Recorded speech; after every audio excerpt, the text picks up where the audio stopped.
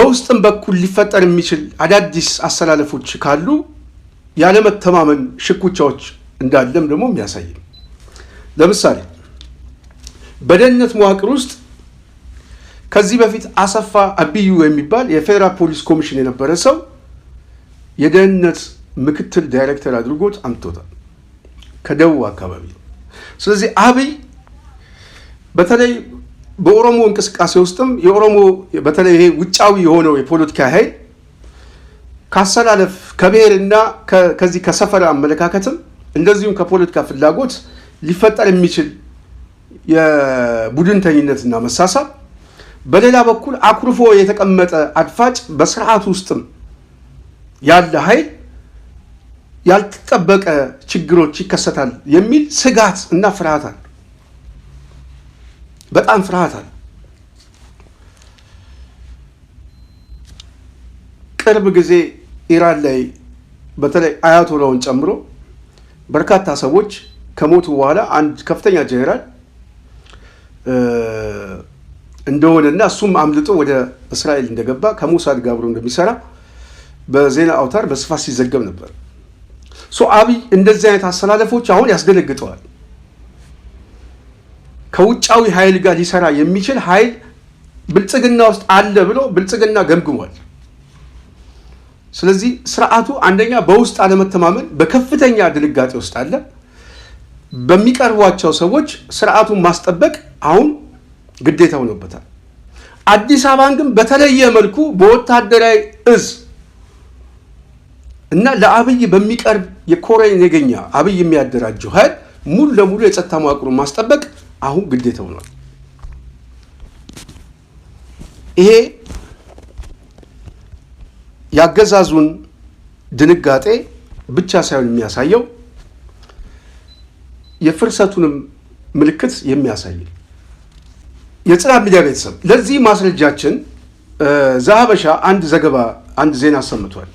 የአብይ አገዛዝ መዋቅራዊ ሰንሰለቱ ከዘረፋ ጋር የተገናኘ እንደሆነ አዲስ አበባ ምናልባት ስማቸውን እና ለደህንነታቸው ድምጻቸውን ቀይረን የምናሰማቸው መረጃ ይኖራል።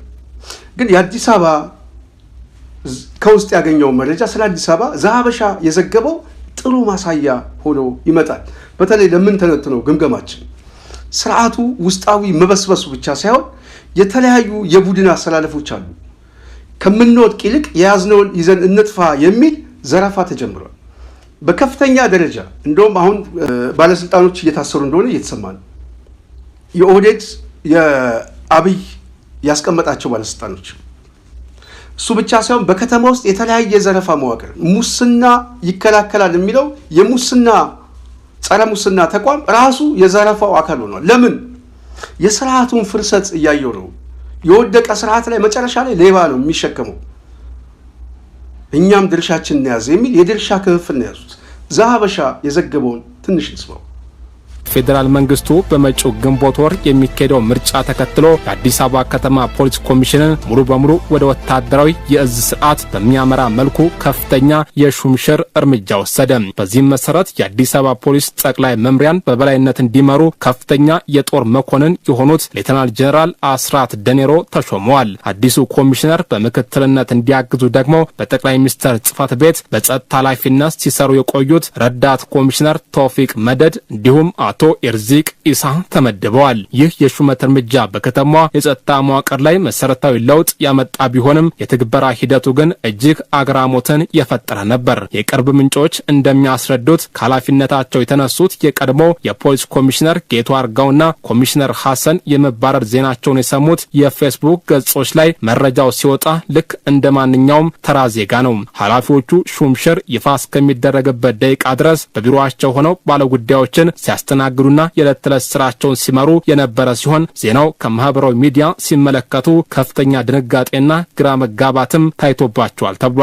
የዚህ ያልተጠበቀ ሹምሽር ዋነኛ መነሻ ምርጫው ቢሆንም በፖሊስ አመራር ውስጥ ስር የሰደደ የቆየና የተደራጀ ሌብነት እንዲሁም ህገወጥ አሰራር ሌላኛው ገፊ ምክንያት መሆኑም ተነግሯል። ነዋሪው በተቋሙ አሰራር በእጅጉ እያለቀሰና እየተማረረ እንደነበረ የሚገልጹት ምንጮች አንዳንድ የፖሊስ አመራሮች ዜጎችን እያገቱ ከፍተኛ ገንዘብ ይቀበሉ እንደነበሩም አጋልጠዋል። ጉዳይን ለማስፈጸም ወይም በንግድ ተቀናቃኞች ላይ የጥቃት እርምጃ ለመውሰድ ከግለሰብ ባለሀብቶች ገንዘብ በመቀበል ንጹሃን ማሰር እንዲሁም የውጭ ሀገር ዘመድ አላቸው የተባሉና አቅም ያላቸውን ዜጎች በማሰር በገንዘብ መደራደር በከተማዋ ፖሊስ ውስጥ በስፋት ተንሰራፍቶ የቆየ አደገኛ ወንጀል መሆኑም ሲነገር ቆይቷል።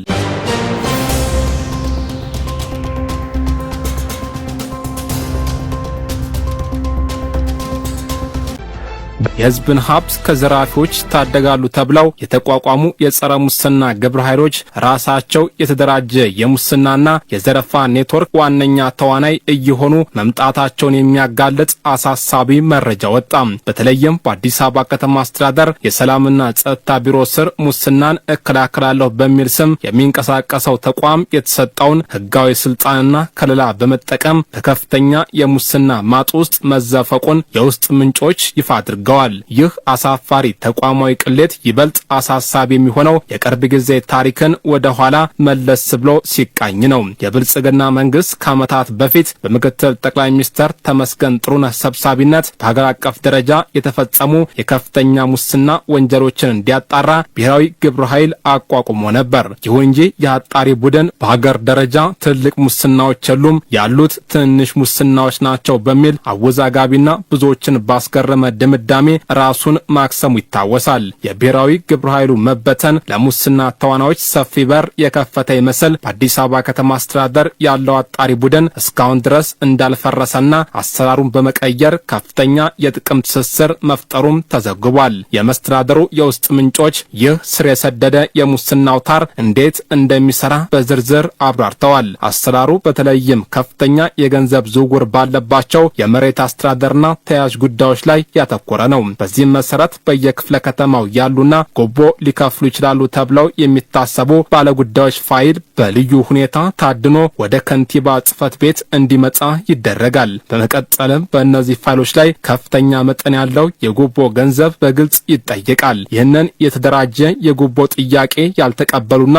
ለመክፈል ፍቃደኛ ያልሆኑ ባለጉዳዮች ደግሞ ፋይላቸው በከንቲባ ቢሮ ታግቶ እንዲቀመጥ በማድረግ በክፍለ ከተማ ደረጃ ማግኘት የሚገባቸውን አገልግሎት እንዲያጡ ይደረጋል። ይህ አሳሳቢ መረጃ እንደሚያሳየው የአዲስ አበባ ከተማ አስተዳደር የሰላምና ጸጥታ ቢሮ አንዳንድ ሰራተኞች ከተሰጣቸው ህጋዊ አዋጅና መመሪያ ውጪ ራሳቸውን እንደ በላይ ፈራጅ በመሾም የሙስና ወንጀሎችን እናጣራለን በሚል ሽፋን ለግል ብልጽግና ማግበስበሻነት እየተጠቀሙበት ይገኛሉ። እንደሰማችሁት ነው የጽናት ሚዲያ ቤተሰብ።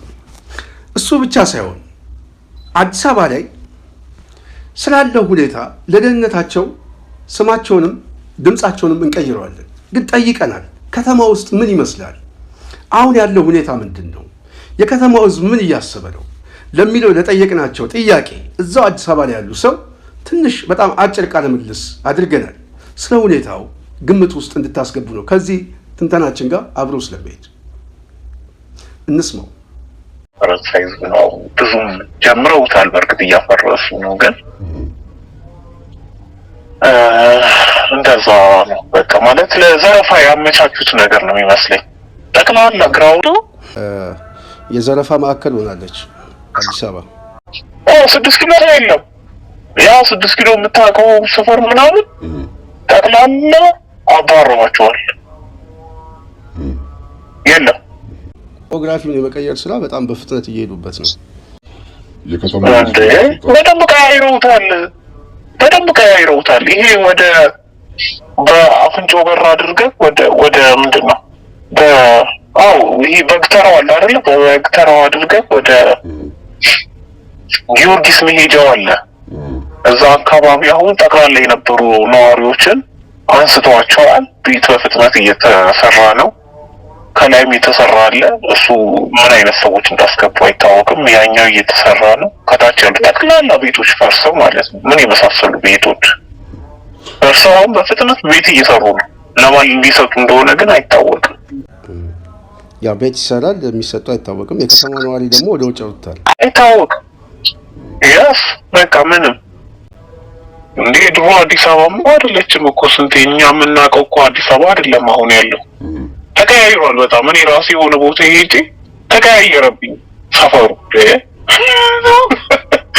ገርሞኛል።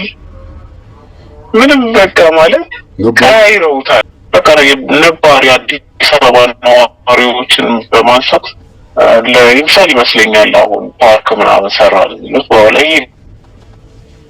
ማለት የሆነ የብልጽግና ምናምን ከዛ በኋላ ቀስ እያሉ ደግሞ ቤት ይሰሩበታል ማለት ነው።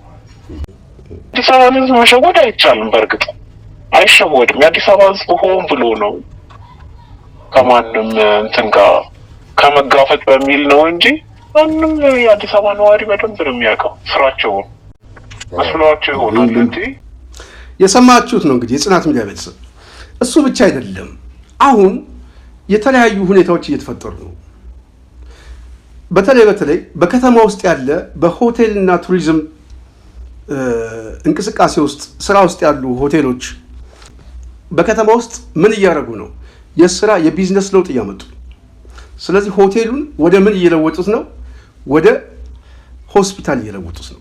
ምክንያቱም ሆስፒታል የሚሆነው ግጭት አለ። ህዝቡ አሁን በከፍተኛ ደረጃ በጦርነት ውስጥ ነው ያለው።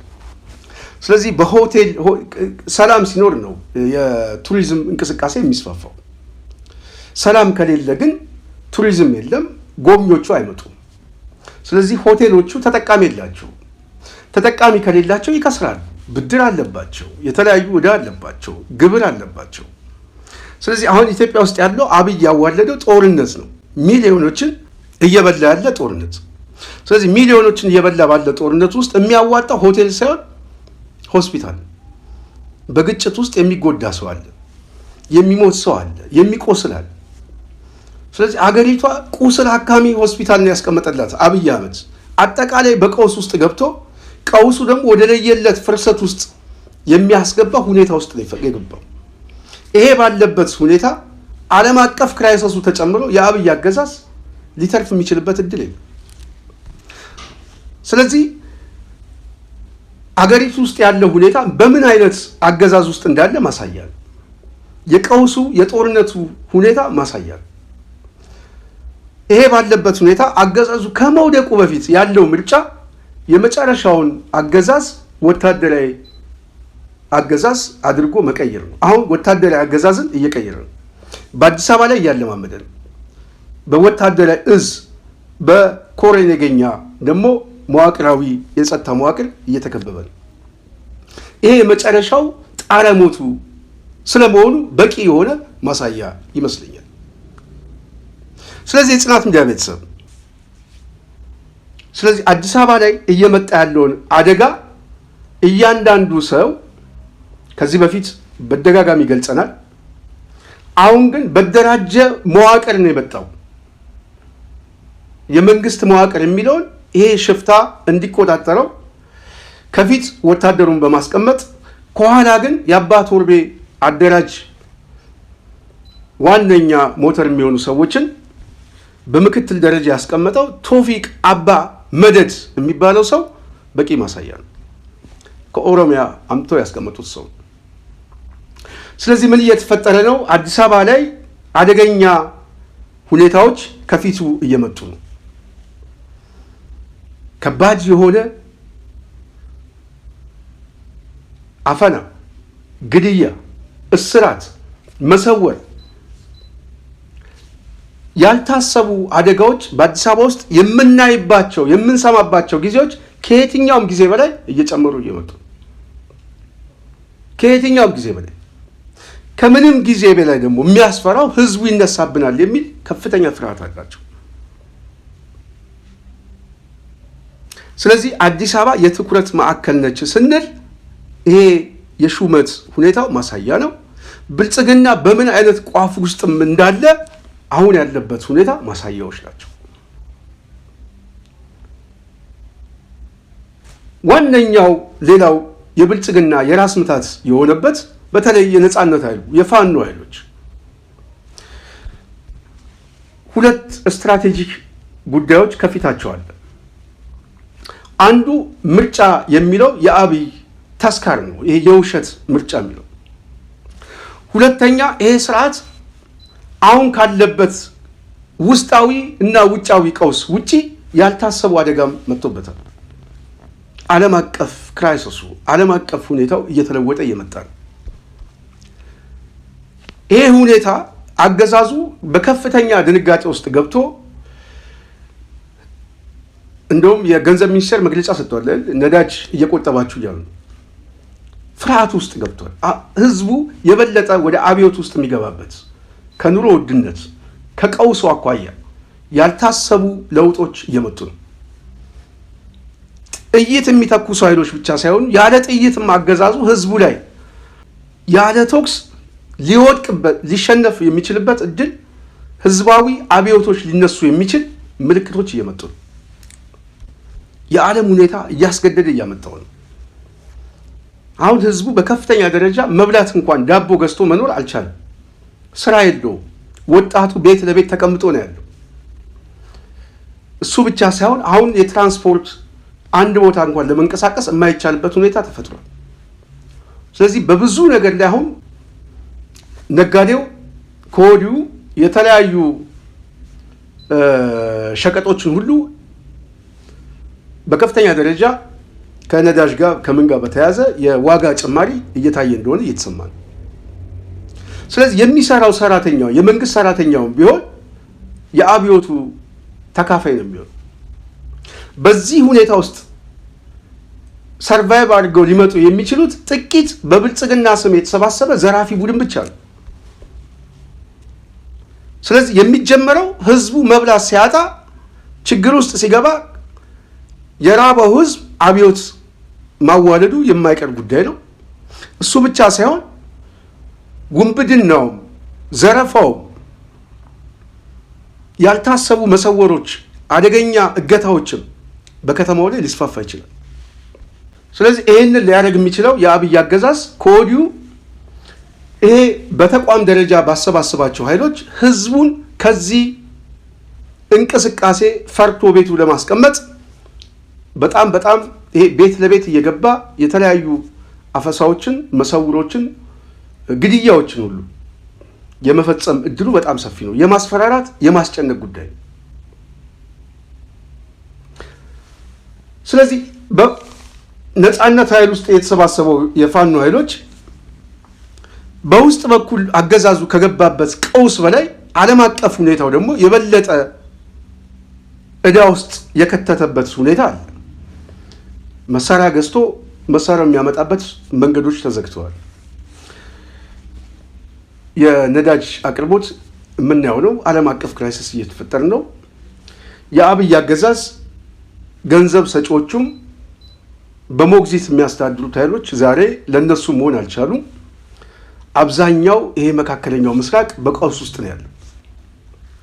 ስለዚህ ይህ አገዛዝ ከዚህ በኋላ የተራዘመ ጦርነት የማድረግ እድሉ በጣም እየደከመ ብቻ ሳይሆን እየሞተ ነው የሚመጣው። በሀገር ውስጥ ደግሞ የታጠቀ ኃይል ጋር እየተዋጋ ነው። ስለዚህ ሰራዊት ቀጥሮ የከተማ አስተዳደሩን ይዞ ውጊያ አድርጎ መሳሪያ ይዞ አይችልም። ስለዚህ ምን እያደረገ ነው? ከተማውን በጎበዝ አለቃ አብይ በሚፈልገው ሽፍቶች ማስጠበቅ ነው። በተለይ ተሰባስበውና ተጠናክረው የሚመጡት የፋኖ ኃይሎች ግን ለስርዓቱ እንቅፋትና አደጋ ቻንስም ሊቀናቸው እንደሚችል ገምግመዋል። ይሄ ያሰላለፍ ደግሞ ከምጠፋ ይልቅ ቢያንስ የያዝነውን ይዘን እንኳን ከሚመጣው ኃይል ጋር ተደራድረን እንቀጥል የሚል ልክ እንደ አስራት አይነት አድርባይ በስርዓት ውስጥ በጣም ብዙ አድርባይ ህሊናውን ሸጦ ማደር የሚፈልግ ሰው ከመጣው ጋር ማደር የሚፈልግ ይሄ ኃይል አብይ ያምነው ስለማያምነው ውስጣዊ ሽኩቻና አሰላለፎቹ እየሰፉ ነው የሚመጡት ማለት ነው። ያልተጠበቁ ኃይሎችም እየሰፉ ሊመጡ ይችላል። የጥቃት ሰለባውም እየሰፋ ሊመጣ ይችላል። ይሄ ፍርሃት አብይ በተጨባጭ እያሳየ ያለው አሁን በደህንነት ውስጥም በአዲስ አበባ ፖሊስ ኮሚሽን አዳዲስ ፊቶችን አዳዲስ መዋቅራዊ አደረጃጀት ለማምጣት የተፈለገው የስርዓቱ ሁኔታ ማሳያ ናቸው ብዬ አስባለሁ። ስለዚህ እድል አላቸው። በሌላ በኩል አሁን አብይ የትኩረት ማስቀየሻ ማድረግ የሚፈልገው ብቸኛ ምርጫው ይሄ ዓለም አቀፍ ክራይሲስን በመጠቀም እኛም ወደ ጦርነት ውስጥ ብንገባ ምናልባት መሸነፉ የማይቀር ከሆነ ሽንፈቱን ግን በውጫዊ ኃይል ለመተካት ብቸኛ ምርጫው ከኤርትራ ጋር ወደ ጦርነት እንግባ፣ የከፈልነው መስዋዕትነት እንክፈል የሚልም አጀንዳ ይዞ ሊመጣ ይችላል ከዚህ በፊትም ያለው። ስለዚህ ይሄንን ሲያደርግ አዳዲስ ቅስቀሳዎችን አሁን እየሰማን ያለ ነው። እያንዳንዱ ወጣት ይዘጋጅ ምናምን የሚል የጦርነት ዲስኮርስ የመጣው ጦርነቱን ለመጀመር ካለ ቁመና ሳይሆን የአማራ ኃይሎች የተሰባሰቡ ኃይሎች በውስጥም በኩል ህዝባዊ እንቅስቃሴውም ያልታሰቡ አደጋዎች መጥቶ ስርዓቱ አደጋ ውስጥ ነው ብሎ ካሰበ አጠቃላይ ትኩረቱን ለአንድ ሳምንት የሚሆን ለአንድ ወር እቀይረዋለሁ ብሎ ሊያስብ ይችላል። ስለዚህ ያለኝ ሰራዊት ይዤ ወደ ጦርነት ገባለሁ ብሎ የአሰብ ጦርነት አብይ ሊያውጅ ይችላል። ምርጫውንም እንዝጋ፣ እንደዚሁም ደግሞ እየመጣ ያለ አዲስ አበባ ዙሪያ ላይ የተሰባሰበ ያለው እንቅስቃሴ በተወሰነ መልኩ ማሸነፉ የማይቀር ከሆነ ሽንፈቱን ወደ ውጫዊ ለማዞር ጦርነትም ለመጀመር ሊያስብ ይችላል። ባለቀ ሰዓት ቀዩን ከማየቱ በፊት የመጨረሻው ማስተዘኛ ይሄ በሆነበት ሰዓት አዲስ አበባ ላይ ግን በጣም የሚሰጋው የአዲስ አበባ ውስጥ ያለ ኃይል ምናልባት ቀርቦ መምጣትም ወይም ደግሞ በውስጡ በኩል ያለ የታጠቀ ኃይል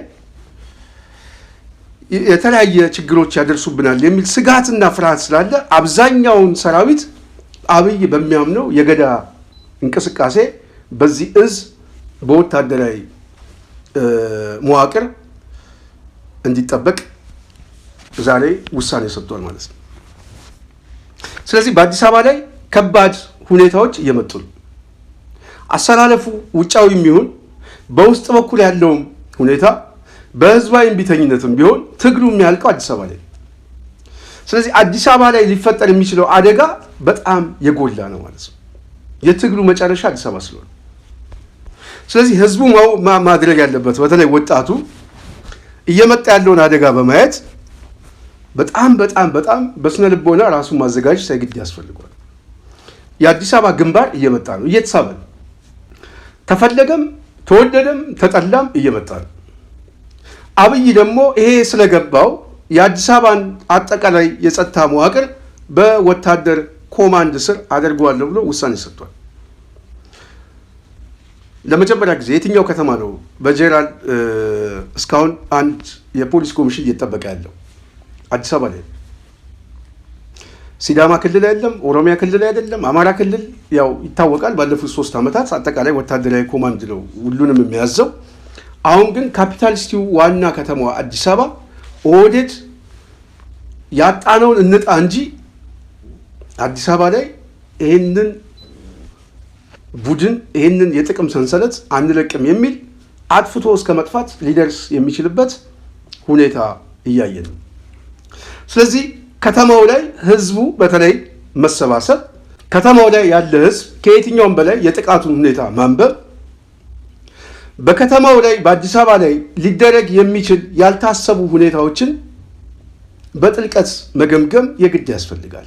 ህዝባዊ ቁጣዎችንም ማነሳሳት የሚቻልበት እድሎች አሁን እየተፈጠሩ ነው። ስለዚህ በየአካባቢው ህዝቡ ተደራጅቶ ለህዝባዊ እምቢተኝነቱ ላይ መዘጋጀት መቻል አለበት። ይሄ ማለት የተለያየ ይህንን ትግል ሊገፋ የሚችል የትግሉ ባለቤቶች የሉም ማለት አይደለም። አለ፣ ከዜሮ የሚጀምር አይደለም። በጣም በጣም ለቁጥር የሚከብድ ብልጽግናን በሰዓታት ውስጥ ማፈራረስ የሚችል ህዝባዊ ኃይል አዲስ አበባ ውስጥ አለ። ይህንን ስንገመግም በግምት ሳይሆን በመረጃ ነው። ይህንን ፍርሃት ስለገባቸው ጀነራልም ቢያመጣ ገዳ ኮማንዶም ቢመጣ አዲስ አበባ ላይ የአብይ አገዛዝ ተሸንፎ ተዋርዶ ከመሸነፍ ውጭ ምርጫ የለው፣ እድልም የለው። ግን እሱ ብቻ አይደለም፣ የነፃነት ኃይሉም ተጠናክሮ እየመጣበት ነው። በአዲስ አበባ ዙሪያ ላይ ውጊያ አለው፣ እየተሳሳበ ነው። የመሃሉ ከዳሩ እየተሳሳበ ነው።